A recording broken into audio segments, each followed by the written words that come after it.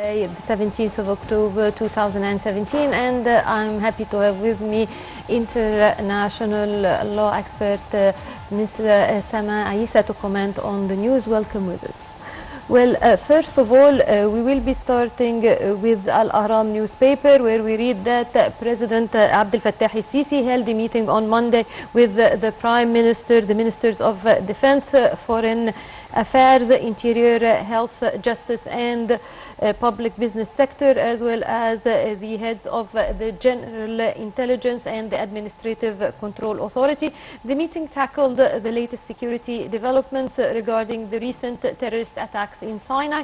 The meeting also reviewed the security measures which were taken in this regard. The President praised the heroic role played by the armed forces and the police in protecting the security of the homeland and citizens and cleansing Sinai from terrorist groups. The meeting also discussed the final preparations for the inauguration of the new Al Alamein city, which coincides with the 75th anniversary of the Battle of Al Alamein. The new city is considered one of the important national projects that will contribute in pushing economic and social development. The President stressed the importance to adhere to the timetable set for the implementation of the projects in accordance to the best international standards in building and construction, in order to create a new generation of integrated urban communities which contribute in improving the living standard of the citizens and provide more job opportunities for youth.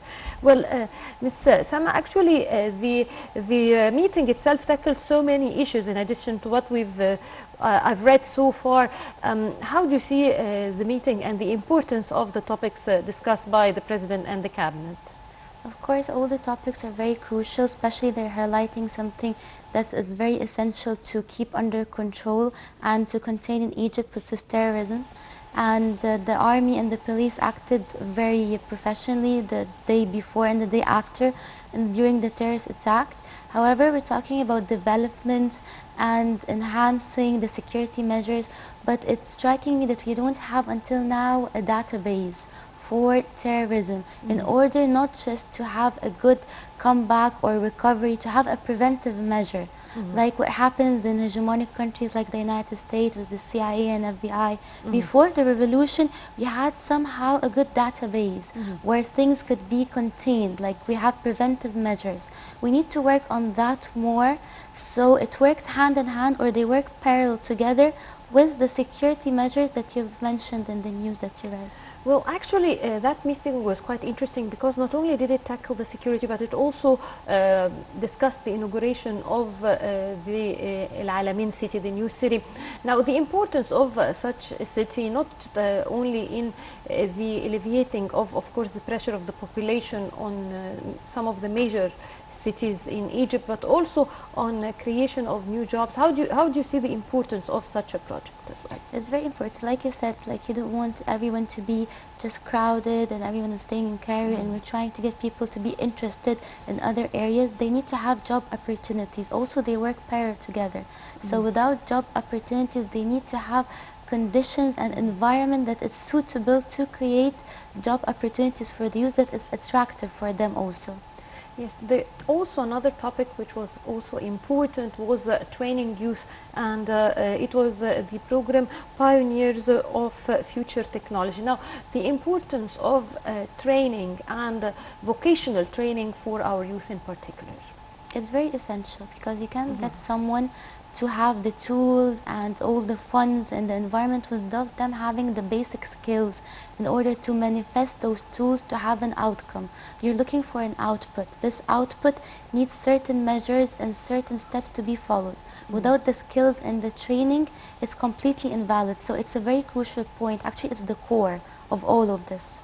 Yes, indeed, and we will be continuing looking into more of the reforms. So from Al-Yawm Al-Saba newspaper, we read that Prime Minister Sharif Ismail held a meeting on Monday to discuss the draft law of the comprehensive health insurance and review a number of amendments and notes received from the State Council. During the meeting, the Prime Minister stressed the government's keenness on the health file and its working to develop the services provided to citizens through this important sector. The Prime Minister pointed out that the comprehensive health insurance law is one of the most important steps that will contribute to provide a distinguished health service for all citizens. Now, this is another important file, the health file in Egypt, because unfortunately, although we have many public sector hospitals, yet sometimes the efficiency of their performance itself, or even the affordability of it for the public is quite doubtable, or even not doubtable, but sometimes it's not, the performance itself is not good. Sometimes the insurance, there are certain bureaucratic measures that hinders the average individual to be able to get the health insurance. So how do you see that, and what do we need really to be drafted in that law to ensure that all the citizens will be well cared for? First of all, there's two sides in this news. The first side, I'm very optimistic, and I'm really proud that we're starting to take fundamental measures when it comes to health insurance.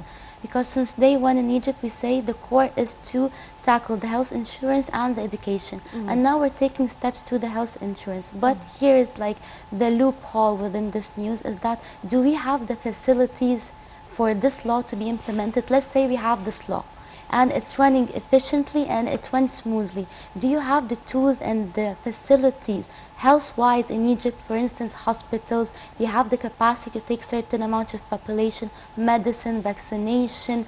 Do you have the tools and the facilities for this law to fulfill its purpose? So within the law, you need to have the mechanism, the facilities, and they have to be up to the measures. And I think it's fine to deduct from the taxes, because the citizen is going to see that this taxes is going into something tangible. Their health insurance, even if he's not benefiting, is for the other generation, for his children, his family, whatever it is. So I think with the law, they need to work heavily on the manifestation of the facilities and the tools to be up to the measures. Yes. Well, we're still going to continue looking into the press, but let's first have a quick break and we'll be back for our press review.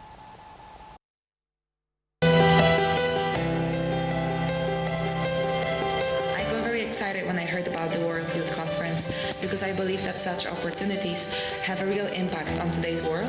سمعت بدعوة السيد رئيس مصر عبد الفتاح السيسي للمؤتمر العالمي للشباب.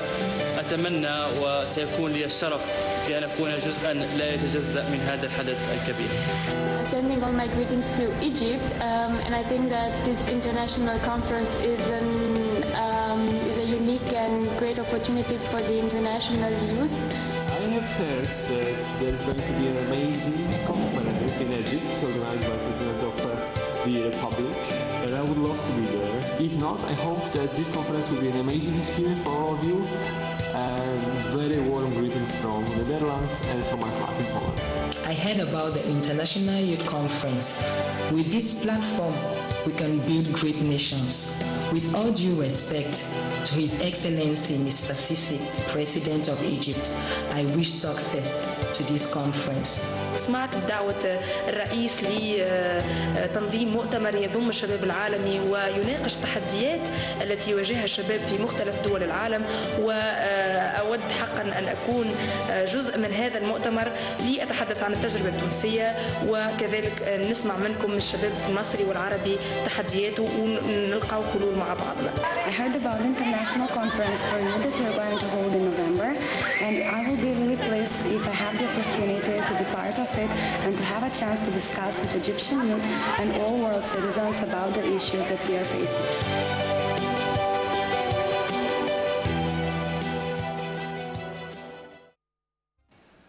Welcome back, and we have seen together the promo for the World Youth Forum, which will be taking place in Egypt.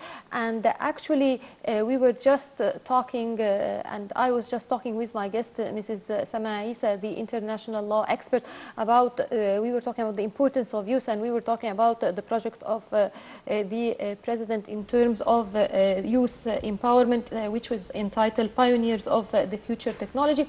And that will lead us to talking about economic reform as well, where from اليوم السابع we read that Minister of Investment and International Cooperation Dr. Sahar Nasr participated in the meeting of the African countries' governors in the World Bank with President of the World Bank Group, Dr. Jim Yong Kim, on the sidelines of the International Monetary Fund and World Bank annual meetings in Washington.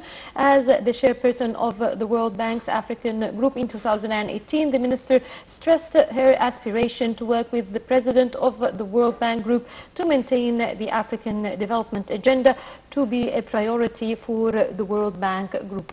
Well, Ms. Sama, as we are talking and discussing the news, now this is another important news when it comes to economic reform because it does not only involve Egypt, but it also involves the entire of Africa and the African-Egyptian cooperation. So how do you see it?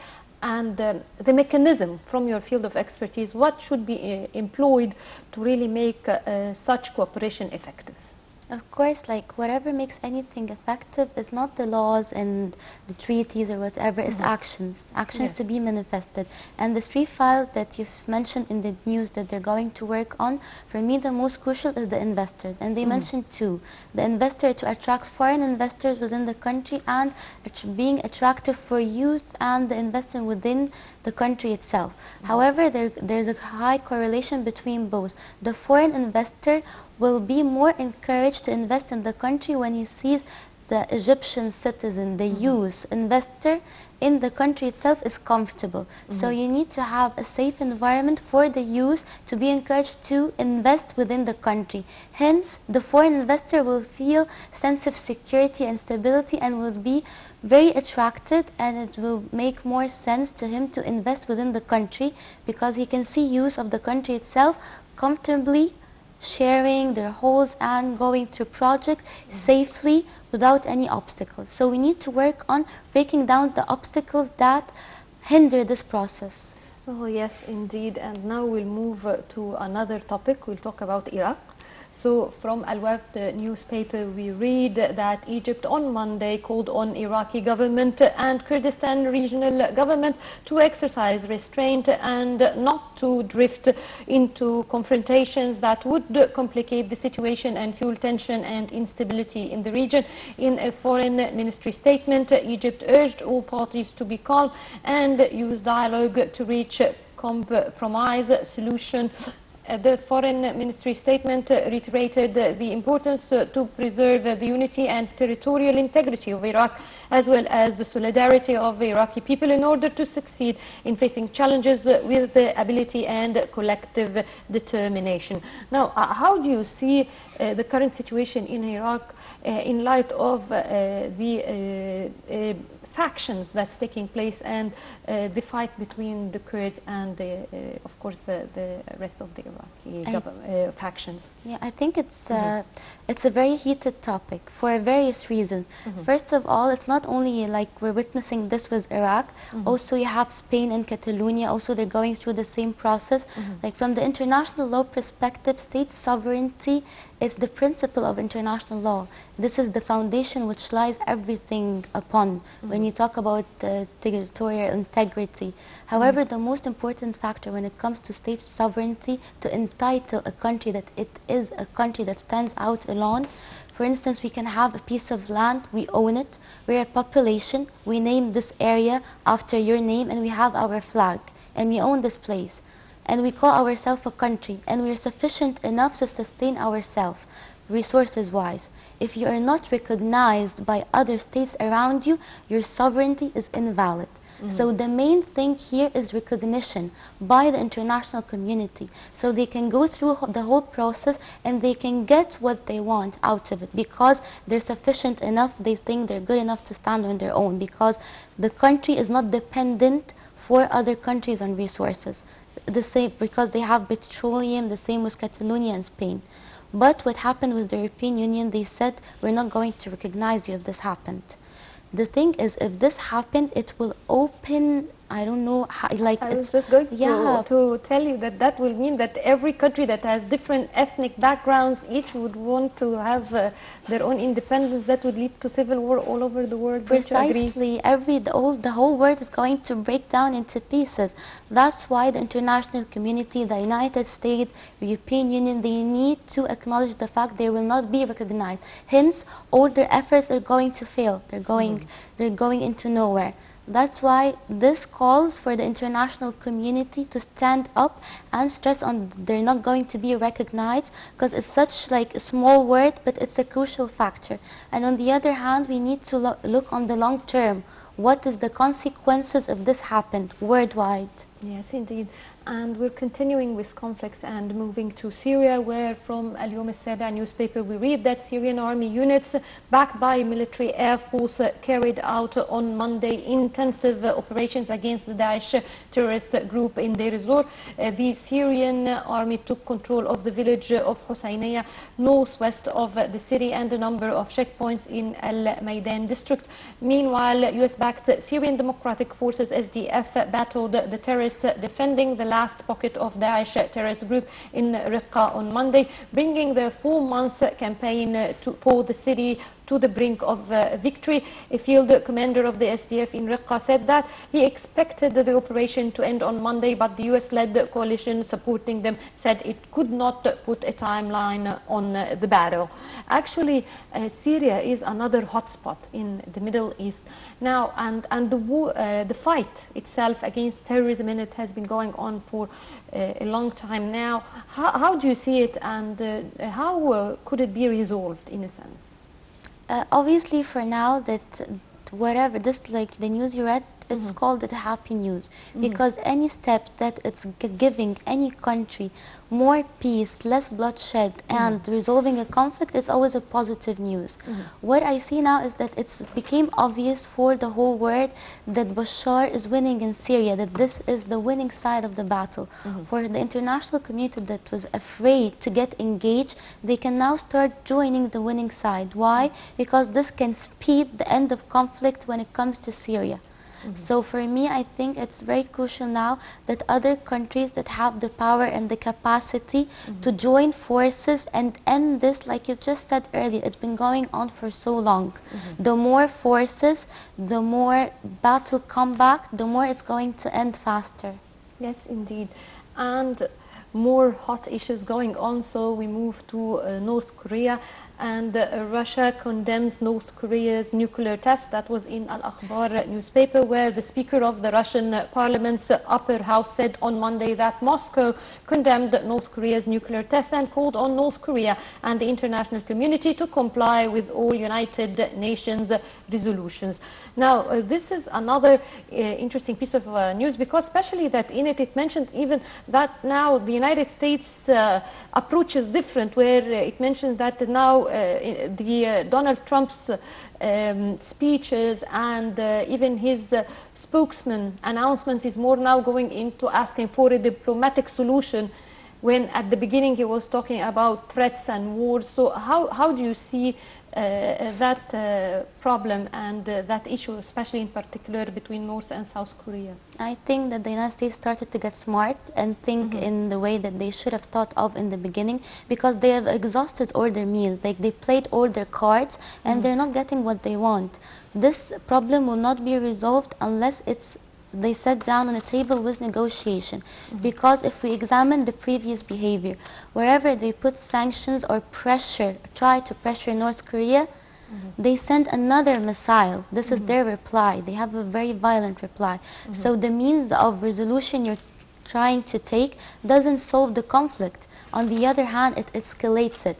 That's why they started to think maybe we should sit down and negotiate. It has to be resolved with peaceful matter, with negotiation. So, for instance, they can have a treaty. They can negotiate and compensate with one another. Then you can put sanctions after the treaty is being signed, in case the treaty is being violated. Then you have basis to negotiate in the future. But you can't leave a loose wild dog unleashed like that. You need to seal a deal. That's my opinion.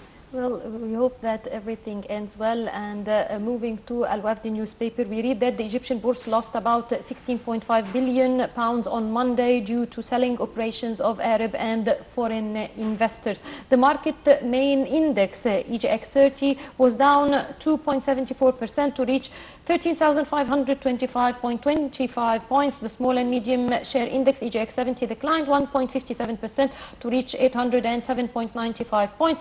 Meanwhile, the broader index, EGX 100, was down 1.85% to reach 1,784.76 points. Trading volume reached 549.8 million shares exchanged with about 1.4 billion pounds. The market's capital lost about 16.5 billion pounds to reach 759.19 billion pounds.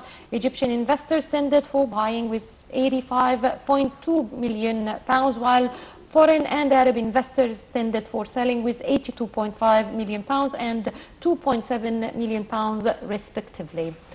Well, actually, that brings us to the end of our local press review. But first of all, I have to thank you very much. Thank you very much, Ms. Sama Eissa, the international law expert. Thank you very much for your feedback. Well, now we will be going to ending actually our local press review, starting with a break as well. And coming up will be our own top stories.